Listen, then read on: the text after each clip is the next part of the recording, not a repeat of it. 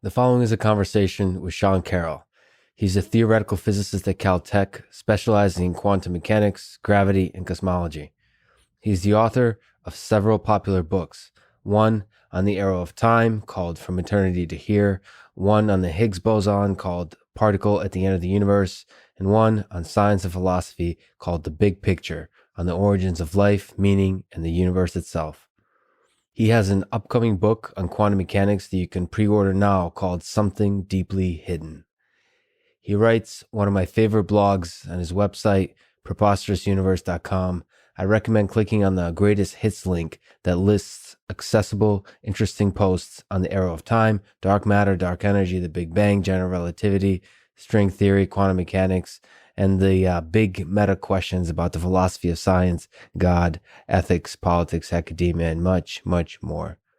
Finally, and perhaps most famously, he's the host of a podcast called Mindscape that you should subscribe to and support on Patreon. Along with the Joe Rogan Experience, Sam Harris's Making Sense, and Dan Carlin's Hardcore History, Sean's Mindscape podcast is one of my favorite ways to learn new ideas or explore different perspectives on ideas that I thought I understood. It was truly an honor to meet and spend a couple hours with Sean. It's a bit heartbreaking to say that for the first time ever, the audio recorder for this podcast died in the middle of our conversation. There are technical reasons for this having to do with phantom power that I now understand and will avoid. It took me 1 hour to notice and fix the problem. So, much like the universe is 68% dark energy, roughly the same amount from this conversation was lost, except in the memories of the two people involved and in my notes. I'm sure we will talk again and continue this conversation on this podcast or on Sean's. And of course, I look forward to it. This is the Artificial Intelligence Podcast. If you enjoy it, subscribe on YouTube, iTunes, support it on Patreon, or simply connect with me on Twitter at Lex Friedman.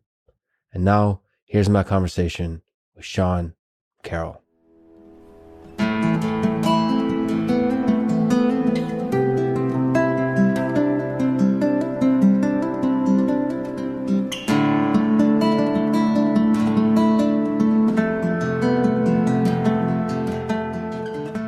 What do you think is more interesting and impactful? Understanding how the universe works at a fundamental level or understanding how the human mind works? You know, of course, this is a crazy, meaningless, unanswerable question in some sense, because they're both very interesting and there's no absolute scale of interestingness that we can rate them on.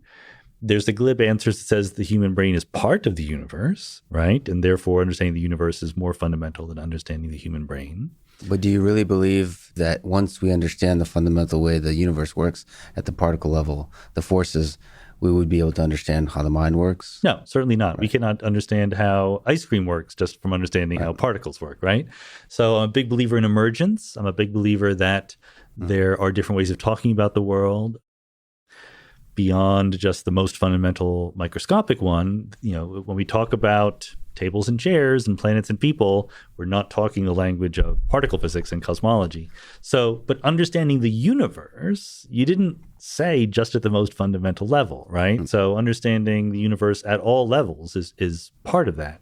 I do think, you know, to be a little bit more fair to the question, there probably are general principles of complexity, biology, information processing, memory, knowledge, creativity that go beyond just the human brain, right? And maybe one could count understanding those as part of understanding the universe. The human brain, as far as we know, is the most complex thing in the universe.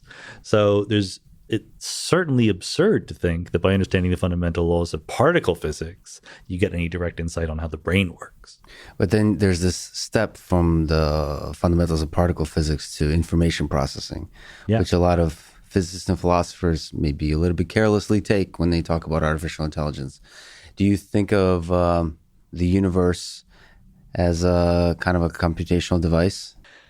No. To be like, the honest answer there is no. There's a sense in which the universe processes information, clearly. There's a sense in which the universe is like a computer, clearly.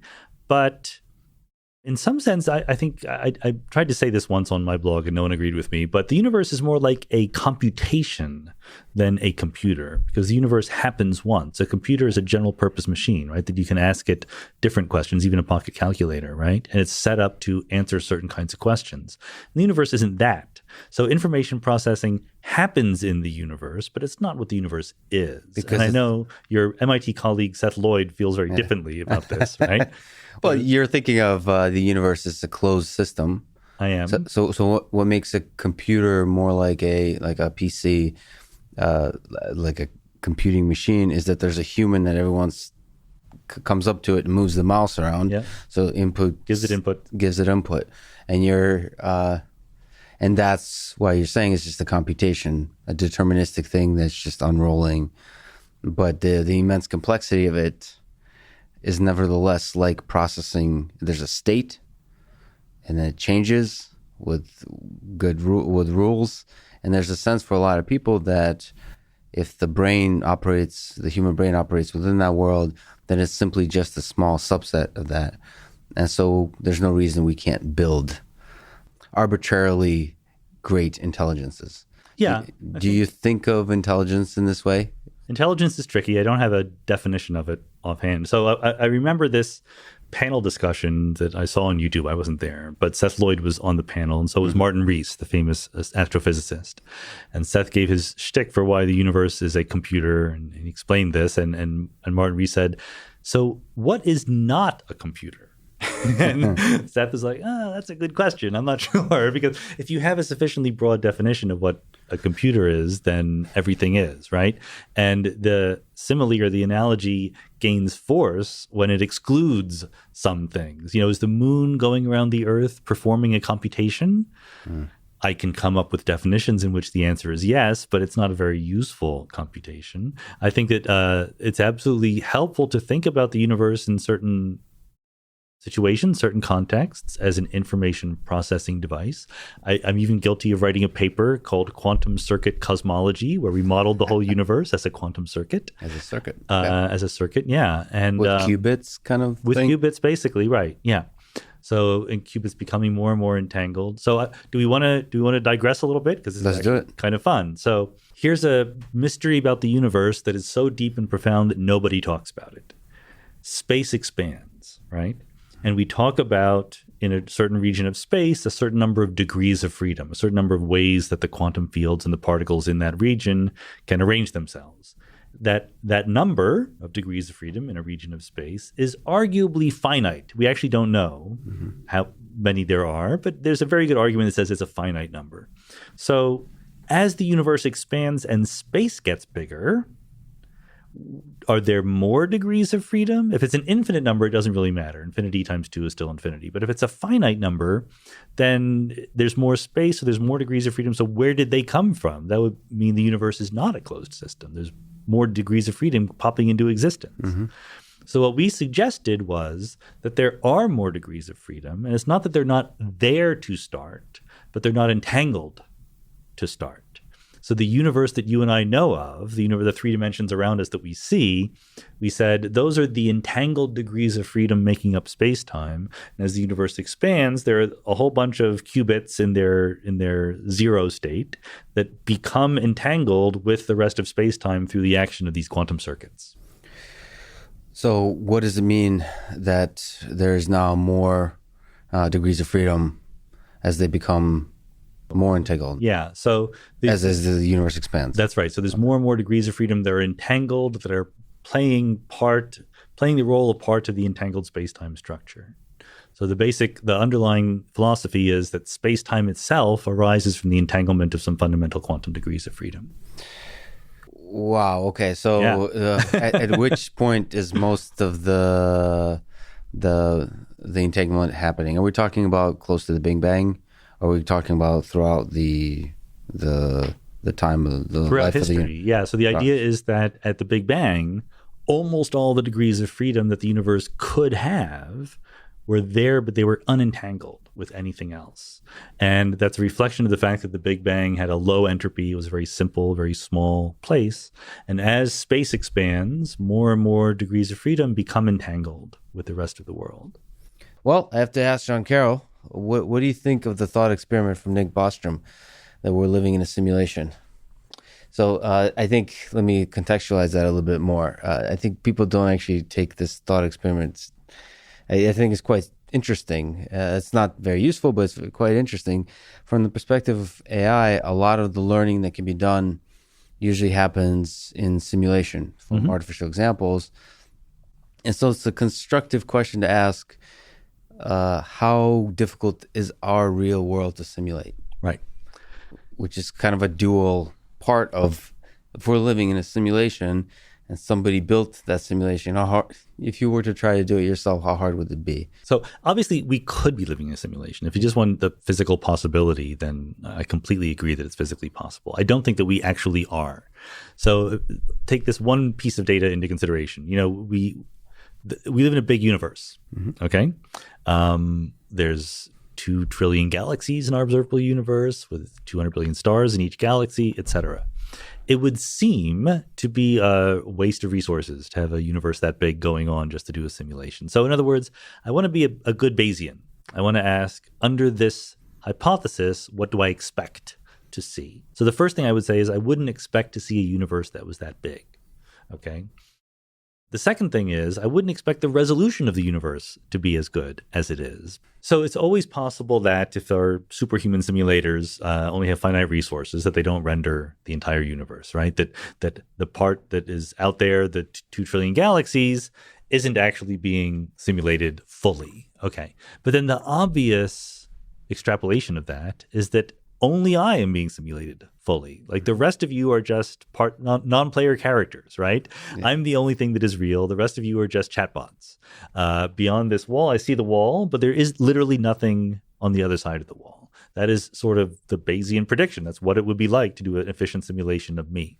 So like none of that seems quite realistic. I hear the argument that it's just possible and easy to simulate lots of things. I don't see any evidence from what we know about our universe that we look like a simulated universe. Now, maybe you can say, well, we don't know what it would look like, but that's just abandoning your Bayesian responsibilities. Like your job is to say, under this theory, here's what you would expect to see. Yeah, so certainly if you think about simulation as a thing that's like a video game where only a small subset is being rendered. But say all the laws of physics, the entire closed system of the quote unquote universe, it had a creator. Yeah, it's always possible. Right. So that's not useful to think about when you're thinking about physics. The way Nick Bostrom phrases it, if it's possible to simulate a universe, eventually we'll do it. Right. You can use that, by the way, for a lot of things. Well, yeah. But I guess the question is, how hard is it to create a universe? I wrote a little blog post about this, and maybe I'm missing something, but there's an argument that says not only that it might be possible to simulate a universe, but probably if you imagine that you actually attribute consciousness and agency to the little things that we're simulating, to our little artificial beings, there's probably a lot more of them than there are ordinary organic beings in the universe, or there will be in the future, right? So there's an argument that not only is being a simulation possible, it's probable because in the space of all living consciousnesses, most of them are being simulated, right? Most of them are not at the top level. I think that argument must be wrong because it follows from that argument that, if we're simulated, but we can also simulate other things, well, but if we can simulate other things, they can simulate other things, right? If we give them enough power and resolution. And ultimately, we'll reach a bottom because the laws of physics in our universe have a bottom. We're made of atoms and so forth. So there will be the cheapest possible simulations. And if you believe the original argument, you should conclude that we should be in the cheapest possible simulation because that's where most people are. But we don't look like that. It doesn't look at all like we're at the edge of resolution, that we're 16-bit, things. But it seems much easier to make much lower level things than we are. So, and also I question the whole approach to the anthropic principle that says we are typical observers in the universe. I think that's not actually, I think that there's a lot of selection that we can do that we're typical within things we already know, but not typical within all the universe. So, do you think there is intelligent life, however you would like to define intelligent life, out there in the universe? My guess is that there is not intelligent life in the observable universe other than us. Simply on the basis of the fact that the likely number of other intelligent species in the observable universe, there's two likely numbers, 0 or billions. And if there had been billions, we would have noticed already. For there to be literally like a small number, like, Star Trek, there's, a dozen intelligent civilizations in our galaxy, but not a billion. That's weird. That's sort of bizarre to me. It's easy for me to imagine that there are 0 others because there's just a big bottleneck to making multicellular life or technological life or whatever. It's very hard for me to imagine that there's a whole bunch out there that have somehow remained hidden from us. The question I'd like to ask is, what would intelligent life look like? What I mean by that question and where it's going is, what if intelligent life is just fundamental, is in some very big ways different than the one that has on Earth? That there's all kinds of intelligent life that operates at different scales of both size and temporal. Right. That's a great possibility, because I think we should be humble about what intelligence is, what life is. We don't even agree on what life is, much less what intelligent life is, right? So that's an argument for humility, saying there could be intelligent life of a very different character, right? Like, you could imagine that dolphins are intelligent but never invent space travel because they live in the ocean and they don't have thumbs, right? So they never invent technology, they never invent smelting. Maybe the universe is full of intelligent species that just don't make technology, right? That's compatible with the data, I think. And I think maybe what you're pointing at is even more out there versions of intelligence, intelligence in intermolecular clouds, or on the surface of a neutron star, or in between the galaxies in giant things where the equivalent of a heartbeat is 100 million years. Right. On the one hand, yes, we should be very open-minded about those things. On the other hand, we all of us share the same laws of physics. There might be something about the laws of physics, even though we don't currently know exactly what that thing would be, that makes meters and years the right length and time scales for intelligent life.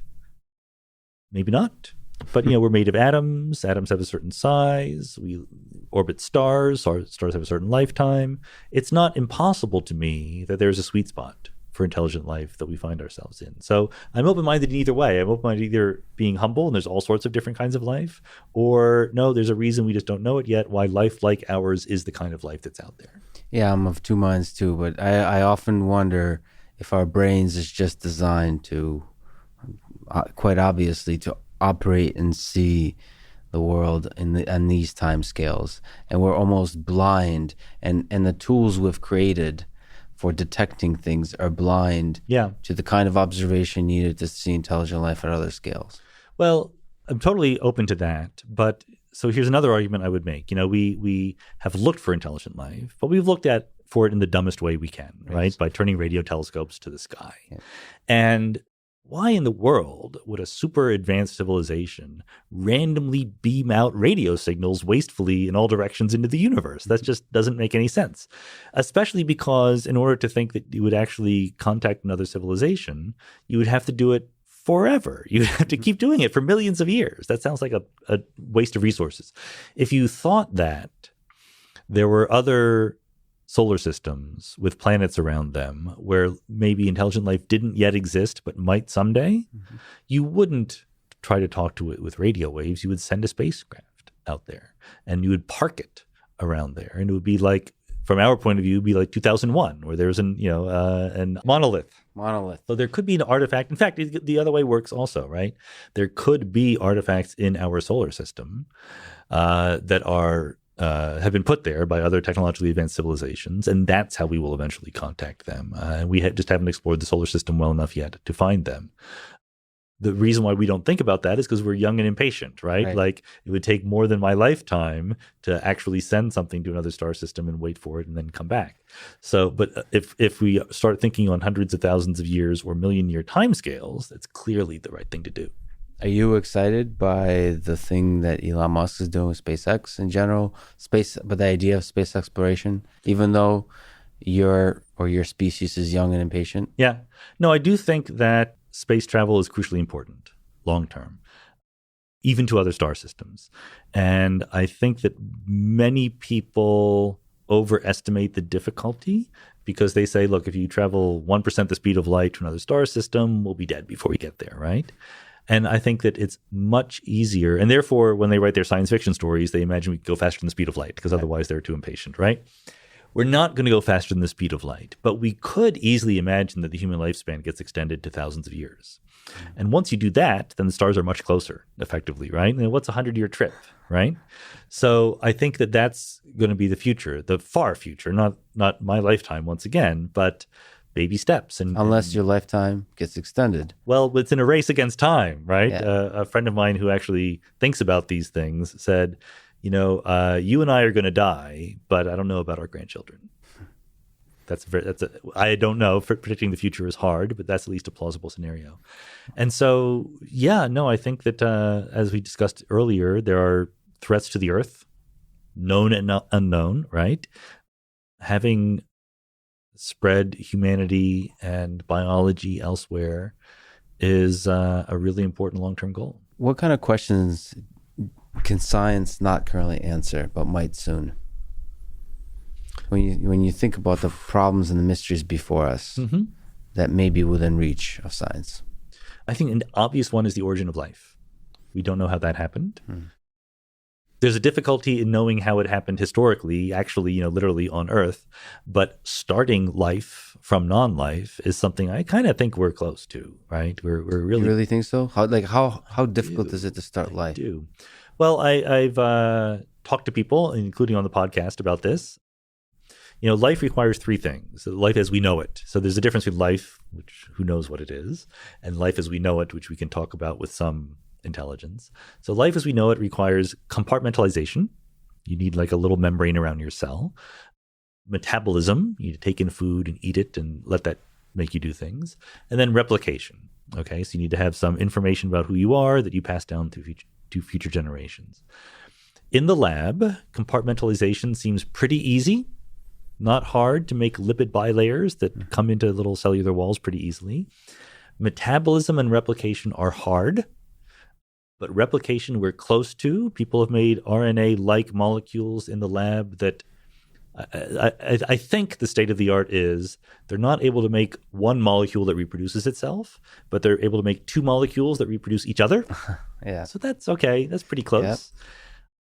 Metabolism is harder, believe it or not, even though it's sort of the most obvious thing, but you want some sort of controlled metabolism, and the actual cellular machinery in our bodies is quite complicated. It's hard to see it just popping into existence all by itself. It probably took a while, but we're making progress. And in fact, I don't think we're spending nearly enough money on it. If I were the NSF, I would flood this area with money because it would change our view of the world if we could actually make life in the lab and understand how it was made originally here on Earth. And I'm sure it would have some ripple effects that help cure diseases and so on. I mean, just that understanding. Right. So synthetic biology is a wonderful big frontier where we're making cells.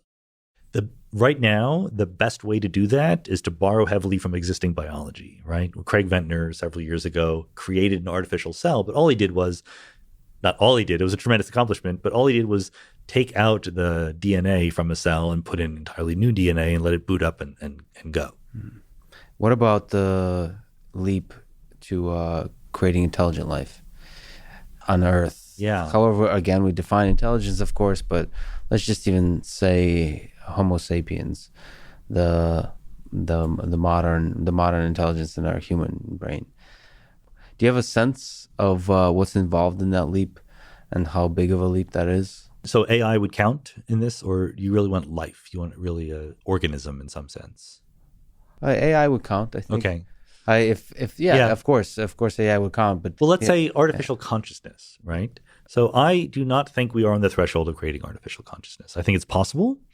I'm not, again, very educated about how close we are, but my impression is not that we're really close because we understand how little we understand of consciousness and what it is. So if we don't have any idea what it is, it's hard to imagine we're on the threshold of making it ourselves.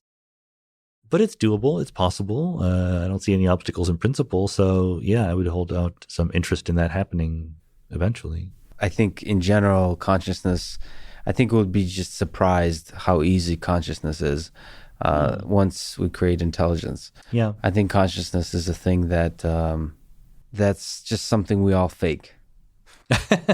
Well, good. No, actually, I like this idea that in fact, consciousness is way less mysterious than we think. Yeah. Because we're all at every time, at every moment, less conscious than we think we are, right? We can fool things. And I think that plus the idea that you not only have artificial intelligent systems, but you put them in a body, right? Give them a robot body. That will help the faking a lot. Yeah, I think creating consciousness in artificial consciousness is as simple as asking a Roomba to say, I'm conscious and refusing to be talked out of it. Could be. It could be. Yeah. And I mean, I'm almost being silly, but that's what we do.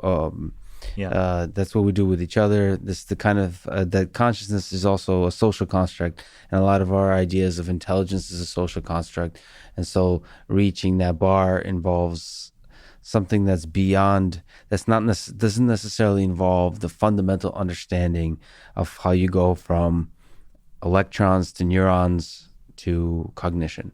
No, actually, I think that is an extremely good point. And in fact, what it suggests is, so yeah, you referred to Kate Darling, who I had on the podcast, and who does these experiments with very simple robots, but they look like animals and they can look like they're experiencing pain. And we human beings react very negatively to these little robots looking like they're experiencing pain. And what you want to say is, yeah, but they're just robots. It's not really pain, right? It's just some electrons going around. But then you realize, you and I are just electrons going around, and that's what pain is also. And so what I would have an easy time imagining is that there is a spectrum between these simple little robots that Kate works with and a human being, where there are things that sort of by some strict definition, Turing test level thing, are not conscious, but nevertheless walk and talk like they're conscious. And it could be that the future is, Siri is close, right? And so it might be the future has a lot more agents like that. And in fact, rather than someday going, aha, we have consciousness, we'll just creep up on it with more and more accurate reflections of what we expect. And in the future, maybe the present, for example, we haven't met before, and you're basically assuming that I'm human. It's I give it a high probability at this time because but in the future there might be question marks around that, right? Yeah, no, absolutely. Certainly videos are almost to the point where you shouldn't trust them already. Photos you can't trust, right? Videos is easier to trust, but we're getting worse we're getting better at faking them, yeah, right? We're getting better at faking. So physical embodied people, what's so hard about faking that? So this is very depressing, this conversation we're having right now. So no, to me it's exciting. To me, you're doing it, so it's exciting to you, but it's a sobering thought. We're very bad, right, at imagining what the next 50 years are going to be like when we're in the middle of a phase transition as we are right now. Yeah, and in general, I'm not blind to all the threats. Yeah. I am excited by the power of technology to protect us against the threats as they evolve. I'm not as much as Steven Pinker optimistic about the world, but in everything I've seen, all of the brilliant people in the world that I've met are good people. So the army of the good in terms of the development of technology is large. Okay. You're way more optimistic than I am. I think that goodness and badness are equally distributed among intelligent and unintelligent people. I don't see much of a correlation there. Interesting. Neither of us have proof. Yeah, exactly. Again, the opinions are free, right? Nor definitions of good and evil. We come without definitions or without data. Yeah. Opinions. So what kind of questions can science not currently answer, may never be able to answer in your view? Well, the obvious one is what is good and bad? What is right and wrong? I think that there are questions that, science tells us what happens, what the world is and what it does. It doesn't say what the world should do or what we should do because we're part of the world. But we are part of the world, and we have the ability to feel like something's right, something's wrong. And to make a very long story very short, I think that the idea of moral philosophy is systematizing our intuitions of what is right and what is wrong. And science might be able to predict ahead of time what we will do, but it won't ever be able to judge whether we should have done it or not. So, you're kind of unique in terms of scientists. It doesn't have to do with podcasts, but even just reaching out, I think you referred to as sort of doing interdisciplinary science. So you reach out and talk to people that are outside of your discipline, which I always hope that's what science was for. In fact, I was a little disillusioned when I realized that academia is very siloed. Yeah. And so the question is, at your own level, how do you prepare for these conversations? How do you think about these conversations? How do you open your mind enough to have these conversations? And it may be a little bit broader. How can you advise other scientists to have these kinds of conversations? Not at the podcast. The fact that you're doing a podcast is awesome. Other people get to hear them. Yeah. But it's also good to have it without mics in general. It's a good question, but a tough one to answer. I think about, a guy I know who's a personal trainer, and he was asked on a podcast, how do we, psych ourselves up to do a workout? How do we make that discipline to go and work out? And he's like, why are you asking me? Like, I can't stop working out. Like, I don't need to psych myself up. So, and likewise, you asked me, like, how do you get to like have interdisciplinary conversations and all sorts of different things with all sorts of different people? I'm like, that's what makes me go, right? Like I couldn't stop doing that. I did that long before any of them were recorded. In fact, a lot of the motivation for starting recording it was making sure I would read all these books that I had purchased, right? Like all these books I wanted to read, not enough time to read them. And now if I have the motivation, because I'm going to, interview Pat Churchland, I'm going to finally read her book, And it's absolutely true that academia is extraordinarily siloed, right? We don't talk to people. We rarely do. And in fact, when we do, it's punished, The people who do it successfully generally first became very successful within their little siloed discipline. And only then did they start expanding out. If you're a young person, I have graduate students, and I try to be very, very candid with them about this, that it's, most graduate students do not become faculty members, right? It's a tough road. And so live the life you want to live, but do it with your eyes open about what it does to your job chances. And the more broad you are and the less time you spend hyper specializing in your field, the lower your job chances are. That's just an academic reality. It's terrible. I don't like it, but it's a reality. And for some people, that's fine. Like there's plenty of people who are wonderful scientists who have zero interest in branching out and talking to anyone outside their field. But it is disillusioning to me. Some of the romantic notion I had of the intellectual academic life is belied by the reality of it. The idea that we should reach out beyond our discipline and that is a positive good is just so rare in universities that it may as well not exist at all. But that said, even though you're saying you're doing it like the personal trainer because you just can't help it, you're also an inspiration to others. Like I could speak for myself. I also have a career I'm thinking about, right? Yeah. And without your podcast, I may have not have been doing this at all, right? So it makes me realize that these kinds of conversations is kind of what science is about in many ways. The reason we write papers, this exchange of ideas, is it's much harder to do interdisciplinary papers, I would say. Yeah, that's right? correct. Right. And conversations are easier.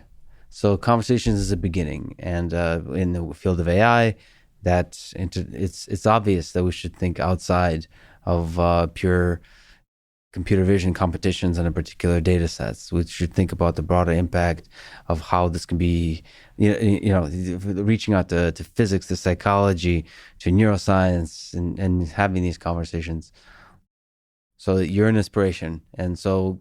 Well, thank you very much. That's very sweet. But never know how the world changes. I mean, the fact that this stuff is out there, and I've a huge number of people come up to me, grad students, really loving the podcast, inspired by it, and they will probably have that. There'll be ripple effects when they become faculty and so on. So we can end on a balance between pessimism and optimism. And Sean, thank you so much for talking today. It was awesome. No, Lex, thank you very much for this conversation. It was great.